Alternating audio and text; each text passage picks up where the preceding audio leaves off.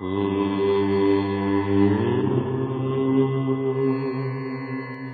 प्रिय साथियों, मैं हूं आपके साथ सत्यवष्ट अवस्थी और आप देख रहे हैं सरल उपाय सहज समाधान। साथियों, आज के इस वीडियो में हम आपसे चर्चा करेंगे हरितालिका व्रत के विषय में, जिसे हरियाली तीज या फिर तीजा के नाम से जाना जाता है।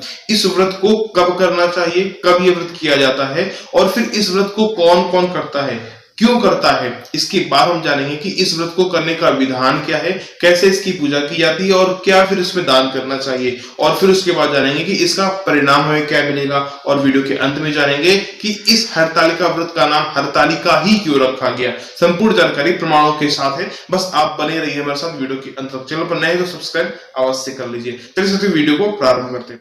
देखिए साथियों, जिस प्रकार से आभूषणों में हीरे का अपना अलग महत्व है, ठीक उसी प्रकार से व्रतों में इस हरतालिका व्रत का भी अपना विशेष और अलग महत्व है। यह व्रत बहुत ही कठिन होता है। स्त्रियां इस व्रत में अन्न तो छोड़ो, जल भी ग्रहण नहीं करती हैं। इस व्रत को पहली बार माता पार्वती ने किया था भगवान शिव को प्राप्त करने के लिए, मतलब सौभाग्य की प्राप्ति के लिए। उन्होंने 12 वर्ष तक उल्टा होकर के धुएं का पान किया था, 64 वर्ष तक सूखे पत्ते खाकर अपना जीवन यापन किया, माघ के महीने में जल में डूबी रही, वैशाख के महीने में धुनी तापती रही और श्रावण के महीने में अन्न जल त्याग करके मैदान में वास किया था। इतनी कठिन तपस्या के बाद माता पार्वती को भगवान शिव मिले थे सौभाग्य के रूप में। तो माता पार्वती से ही प्रेरित होकर प्रत्येक स्त्रियां इस व्रत को अपने सौभाग्य की प्राप्ति के लिए रखती हैं। साथियों, अब बात आती है कि इस व्रत को कब करना चाहिए। शास्त्रों में बताया गया, भाद्रे मासी ते पक्षे तृतीया हस्त संयुताम तदनुष्ठान मात्रेण सर्व पापै प्रमुच्यते। भाद्रे मासी ते पक्षे तृतीया हस्त संयुताम, मतलब इस व्रत को भाद्रपद मास की शुक्ल पक्ष की हस्त नक्षत्र युक्त तृतीया तिथि में रखा जाता है। और इस व्रत का परिणाम क्या मिलता है, सर्व पापै प्रमुच्यते, मतलब जो स्त्री इस व्रत को रखती है उसके समस्त पाप जो है वो नष्ट हो जाते हैं। एक प्रमाण और है, आइए उसको भी देख लेते हैं। इसमें बताया गया, भाद्र शुक्ल तृतीया या मर्चयन्ती तु हस्तमे तत्र बाधेन भीतेन रात्रो जागरणं कृतम। इसमें भी यही बताया गया कि भाद्रपद मास की शुक्ल पक्ष की हस्त नक्षत्र युक्त तृतीया तिथि में इस व्रत को करना चाहिए और रात्रि में जागरण भी करना चाहिए। तो इस व्रत को कब करना चाहिए हमको ये पता लग गया। अब आइए समझ लेते हैं कि इस व्रत को किस कामना से रखा जाता है। वैसे तो हमने आपको बता रखा है कि माता पार्वती से प्रेरित होकर प्रत्येक स्त्रियां इस व्रत को सौभाग्य की प्राप्ति के लिए, सौभाग्य की लंबी उम्र के लिए इस व्रत को रखती हैं। लेकिन प्रमाण में क्या बताया गया, आइए उसको भी देख लेते हैं। तथा इसमें बताया गया, श्रुते विविधम पक्षे नारी सौभाग्य हेतुकम करिष्यति प्रयत्नेन यदि सौभाग्यमिच्छति।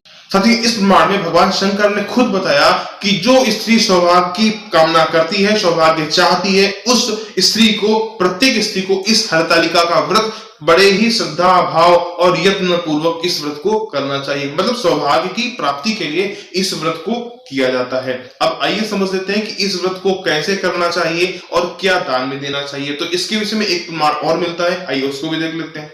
साथियों, इस प्रमाण में बताया गया, नाना मंगल गीतम च कर्तव्यम मम छद्मनि स्थापयेत् बाललिंगम पार्वत्या सहितम मम।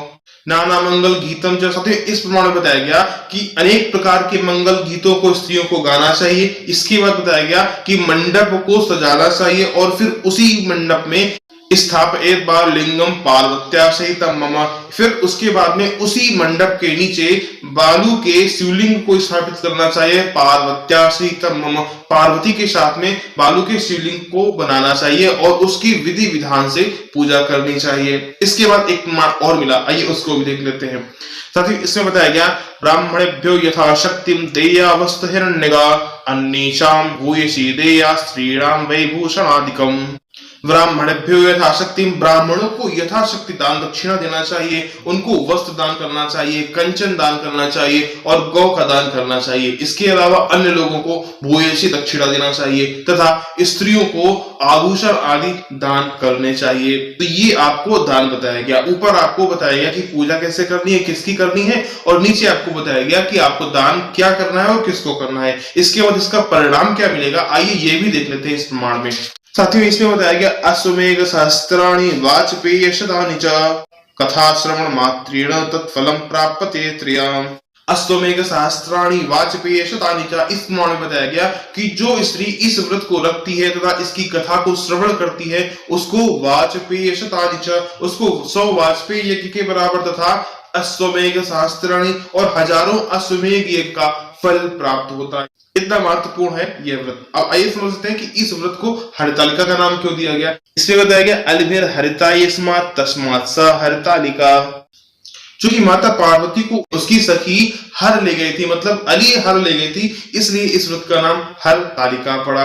तो साथियों ये कुछ चर्चा थी आज के इस वीडियो की जो हमने आपके साथ साझा की। आशा करते हैं वीडियो आपको बहुत ही पसंद आया होगा। मिलते हैं अगले वीडियो में, तब तक के लिए नमस्कार।